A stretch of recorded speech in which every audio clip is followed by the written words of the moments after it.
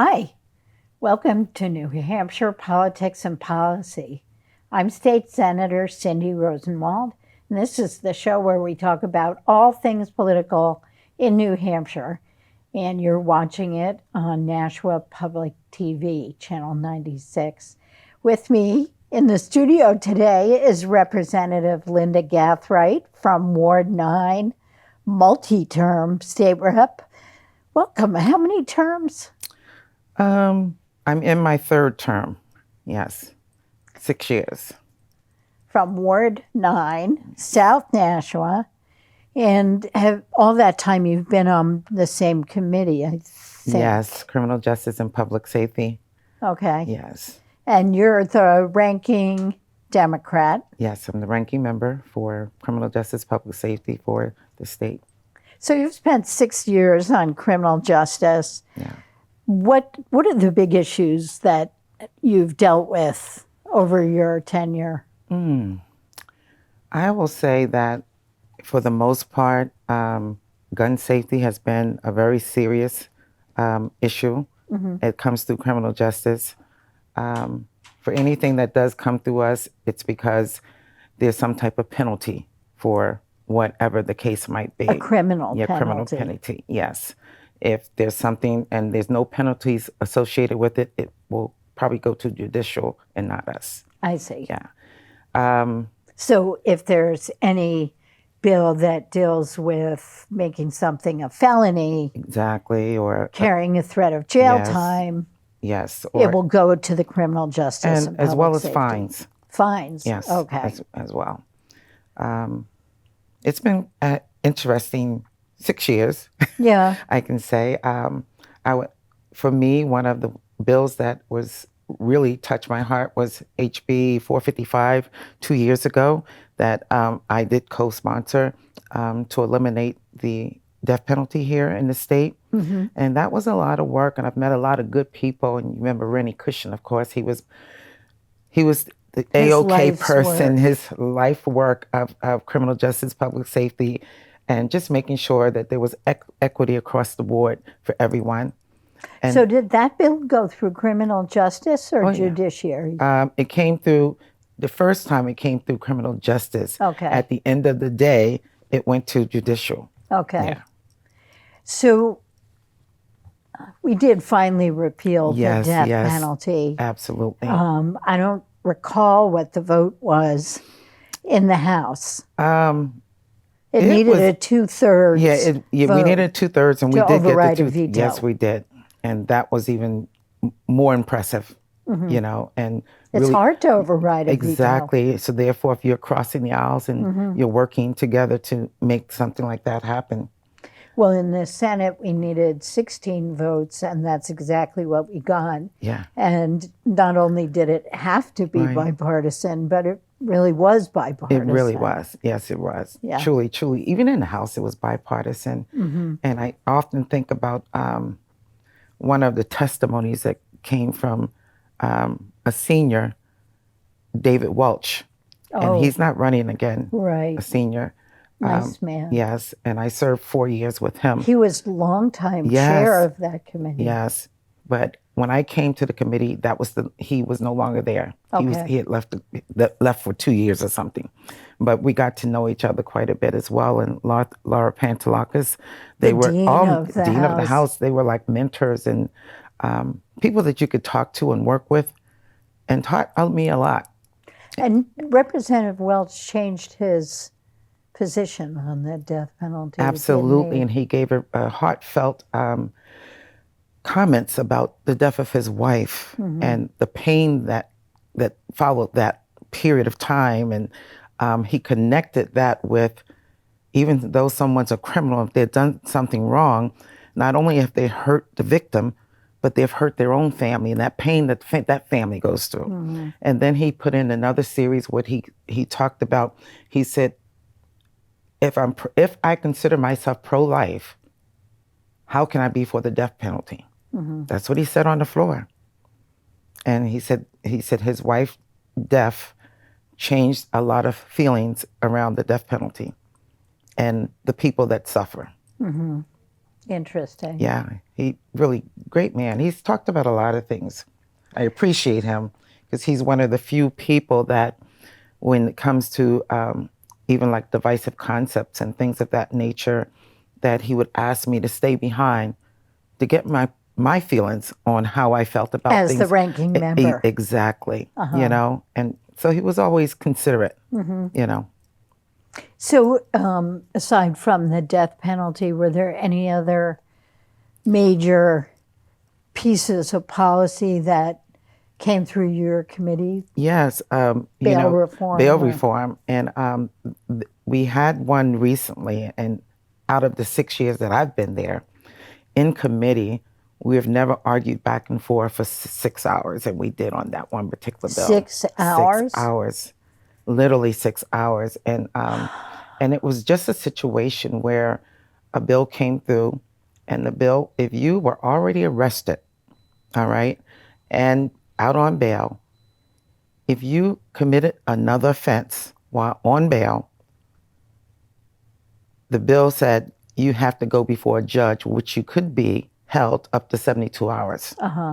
And it wasn't like they were giving examples of, let's say, murder or Wasn't molesting. it only about violent It crime? wasn't, right. No, it wasn't. It was about all crimes. It doesn't matter what it is. And some of the samples that were given to us was that the homeless would go into the Walmart.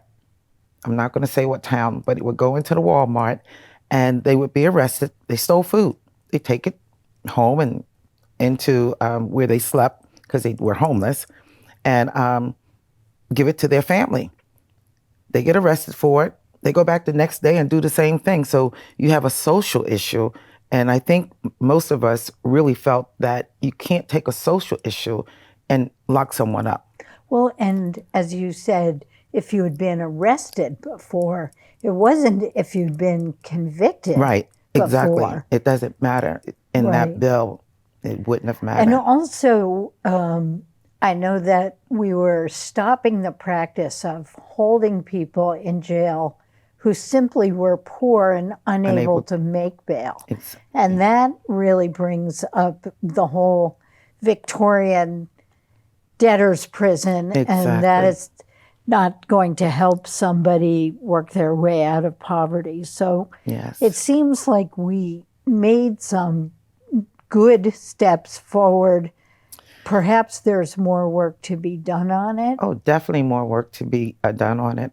If you recall, there was another, let's say, an amendment to move toward magistrates. Okay, which they would be under the court, and they would be available in that case. Okay, so that they would make that decision should that person be held for, the hearing or let out on bail. Well, right away. It seems like not 72 hours later.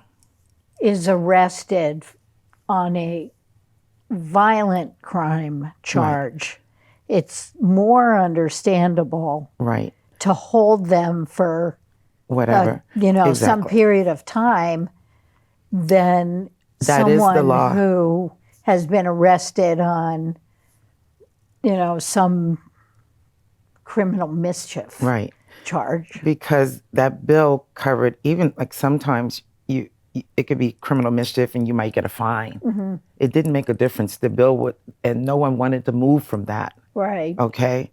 And we just couldn't understand holding someone that even if they go to court, the most they would get is a fine. Right.